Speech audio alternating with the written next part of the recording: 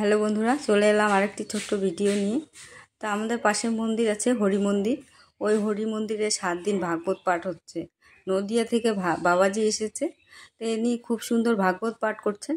তা এখানে প্রচুর ভিড় হয়েছে, সবাই এসেছে ভাগবত শুনছে।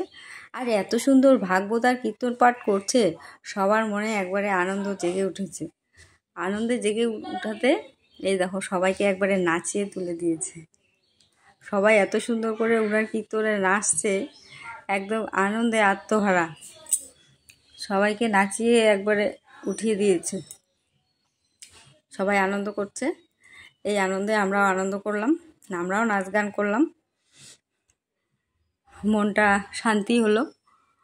এরকম আনন্দ সবাই দিতে পারে না, একমাত্র বাবাজিরাই, যারা ভাগবত পাঠ করেন, কীর্তন করেন, তারাই একমাত্র আনন্দ দিতে পারে। এই আনন্দে আমরা একদম আত্মহারা।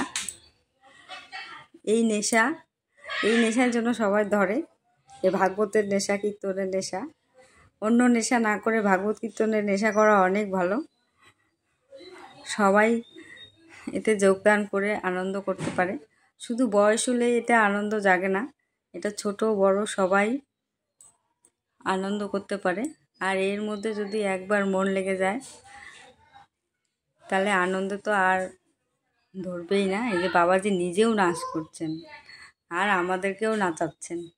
আবার দেখা হবে। Tata, bye bye.